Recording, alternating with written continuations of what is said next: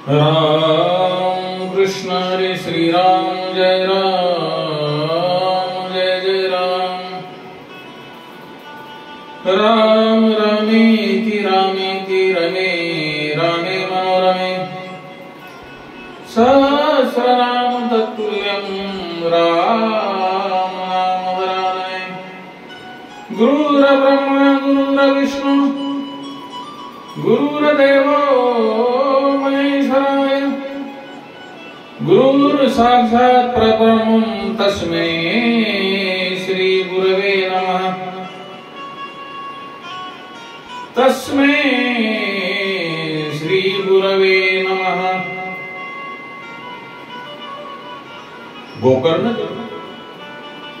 जे क्षेत्र आहे महाबळेश्वर या ठिकाणी स्थित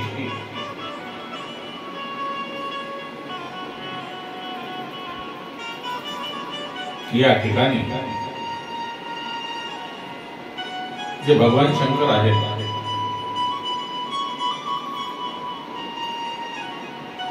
यांच्या आत्मलिंगाची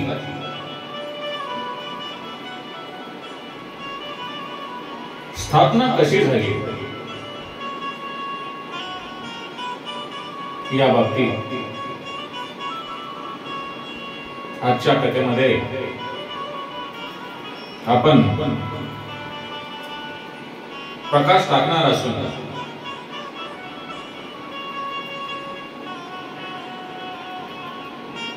लंकेचा राजा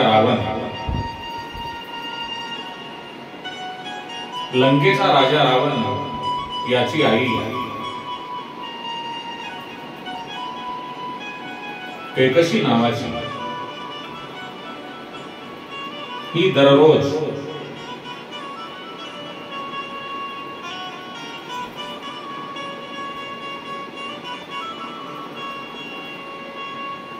पाच प्रकारच्या धान्याच्या जे पाच प्रकारचे धान्य आहे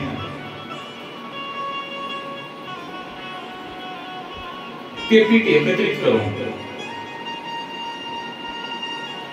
त्याचे शिवलिंग तयार करून त्या शिवलिंगाची ती दररोज पूजा करीत असे। देवांचा जो राजा इंद्र आहे त्यास ही कैकसीची साधना चालू आहे।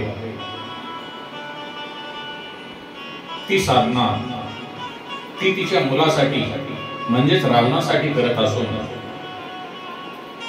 त्या साधनेमुळे एक दिवस आपल्या इंद्रपदालाही धोका मिळेल, धोका होईल म्हणून इंद्रांनी रावणाच्या आईची पूजा समुद्रामध्ये नेऊन टाकल्यानंतर रावणाची आई कैकसी ही दुःखी झाली आणि तिने अन्न पाणी वर्ज केल्यामुळे ही गोष्ट कैकसीचा मुलगा रावण यांच्या लक्षामध्ये आली आणि रावण आईजवळ जाऊन म्हणतो, हे आई, तू चिंता करू नकोस,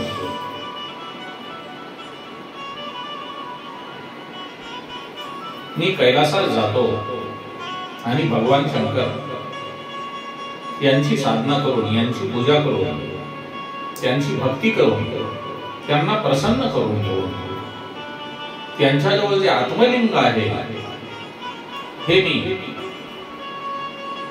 तुला पूजेसाठी आणून देतो। हे माते, तू काहीही चिंता करू नकोस अशी आईला सांगत वेद पारंगत असलेला रावण तो कैलास पर्वतावर येऊन आपल्या हाताने आपले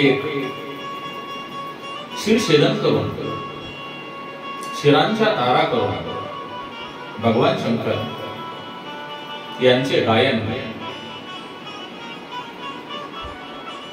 मधुर आवाजामध्ये करून भगवान शंकर यांचे गुणगान करू लागला.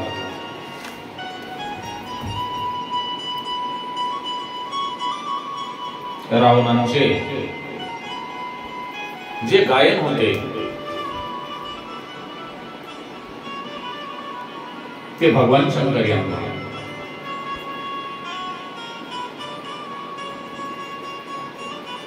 अत्यंत समाधानकारक करणारे असल्याने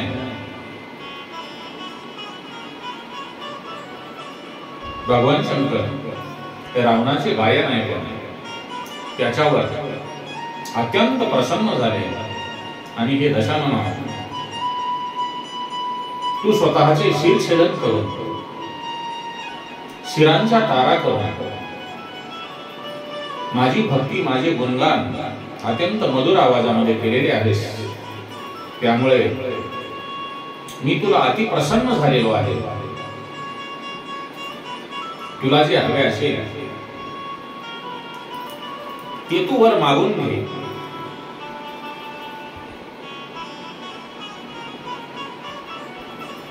तेव्हा 20 नेत्रकमल असलेला रावण भगवान शंकर यांना म्हणतो, हे प्रभू, हे देवादिदेव महादेव, मला तुमचे शिवलिंग हवे आहे. तसेच 2 नंबर देवाकडे रावणाने 2 मागण्या केलेल्या आहेत. हे देवादिदेव, एक मला आपले आत्मलिंग द्या आणि दुसरे म्हणजे त्रिभुवनामध्ये सुंदर अशी स्त्री जी माता पार्वती सारखी असेल अशीच द्या. भोळ्या बाबड्या शंकरांनी आपल्या हृदयातून आत्मलिंग काढून रावणाच्या हाती दिले. ज्या आत्मलिंगावरून 1 कोटी सूर्यप्रकाशाची किरणे ओवाळून टाकावी असे दैदिप्यमान, जे देवादिकांनाही दुर्लभ आहे.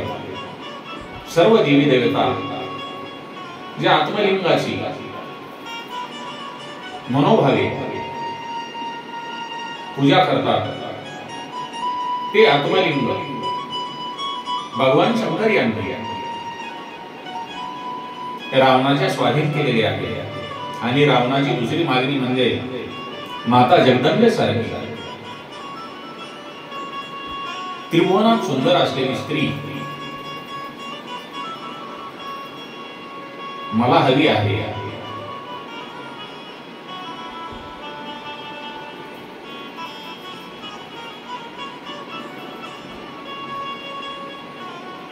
ही पण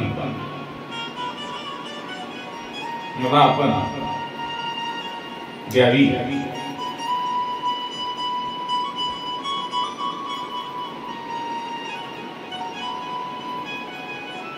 अशी देवादिदेव महादेव यांच्याकडे प्रार्थना केल्यानंतर देवादिदेव महादेव रावणास म्हणतात, हे रावणा, मी तुला माझे आत्मलिंग दिलेले आहे.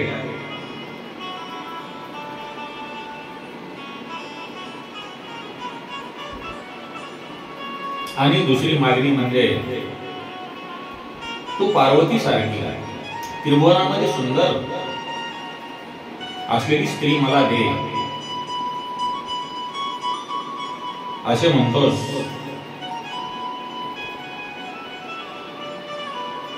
अरे रावणा, पार्वती सारखी दुसरी स्त्री या त्रिभुवनामध्ये कोणतीही नाही. त्यामुळे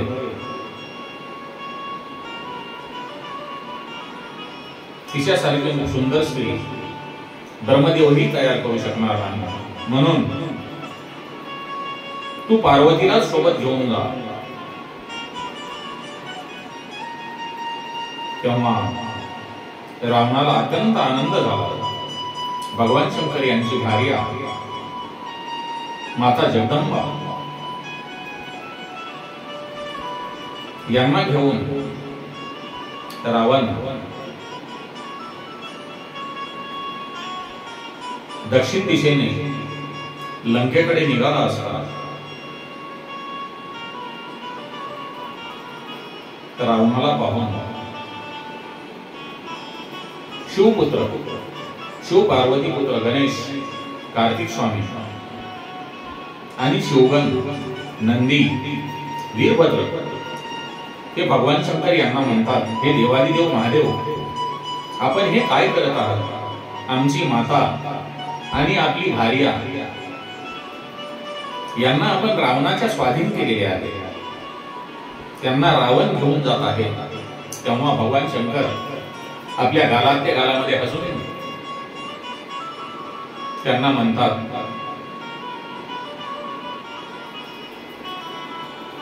मी माझ्या भक्तास दिलेला शब्द खरा केलेला आहे. पार्वतीचा कैवारी, वैकुंठीचा नारायण,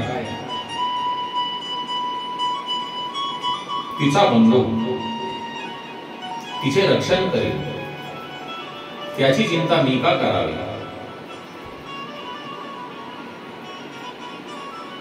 इकडे रावण माता पार्वतीच घेऊन लंकेकडे निघाला असताना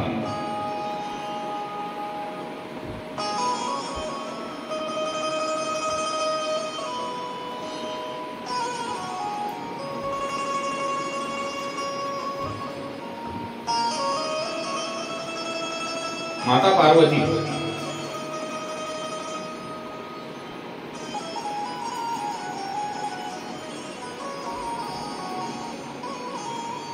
जे वैकुंठीचे नारायण आहेत, भगवान महाविष्णू नारायण यांची प्रार्थना करते, हे कमलमय नाथ, हे वैकुंठीच्या नारायण, मला या रावणाच्या हातून सोडव. हे पुरुषोत्तमा, हे मेघश्यामा, हे जनार्दना, सत्वरी यांनी माझी सोडवणूक कर. आपल्या भगिनींची हाक ऐकून वैकुंठामध्ये स्थित असलेले भगवान महाविष्णू नारायण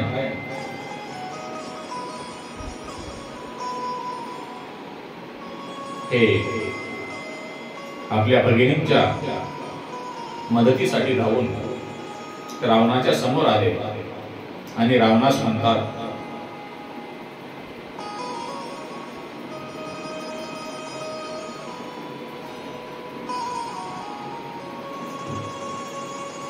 अरे रावणा,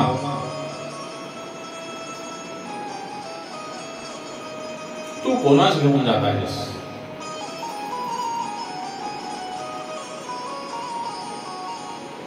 भगवान महाविष्णू नारायण विप्र रूपामध्ये, ब्राह्मण रूपामध्ये आल्यामुळे ते रावणाला म्हणतात, अरे रावणा, तू एवढी सुंदर स्त्री कोठे घेऊन जात आहेस? ती किती कुरूप आहे, म्हातारपणाने जर्जर झालेली आहे, तिला तू खाली उतरून पहा. त्यावेळेला रावण आपल्या खांद्यावरून माता जगदंबेस खाली उतरून पाहतो, तर त्यास ती एकदम प्रदा असलेली स्त्री, एकदम कुरूप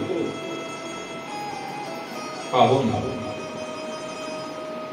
रावण तिथेच तिला सोडून भगवान शंकर यांच्याकडे जातो आणि मला तुम्ही एवढी कुरूप स्त्री का दिली?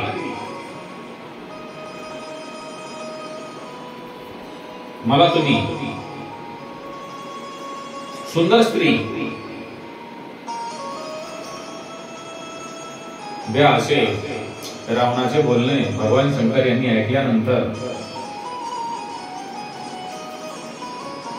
हे रावणा,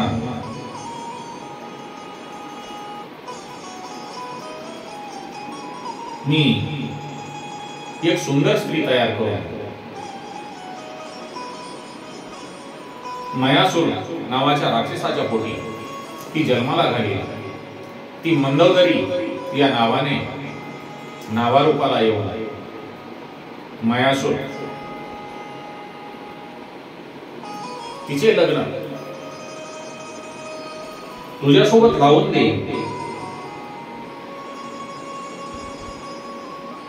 असे रावणाला वरदान दिल्यानंतर रावण तेथून परत आत्मलिंग घेऊन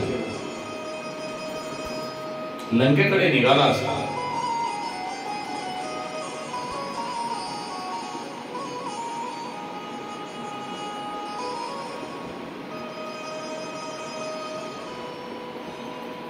सर्व देवी देवतांनी मिळून जे देवांनाही दुर्लभ आहे असे आत्मलिंग रावण घेऊन जात आहे, म्हणून सर्व देवांनी मिळून भगवान श्री गणेश यांची प्रार्थना करून कोणत्याही परिस्थितीत रावणाने येथून शिवलिंग नेले नाही पाहिजे म्हणून प्रार्थना केल्यानंतर बुराक्याच्या रूपामध्ये गायींना घेऊन रावणाच्या रस्त्यामध्ये भगवान गणेश हे गुरे चालत असताना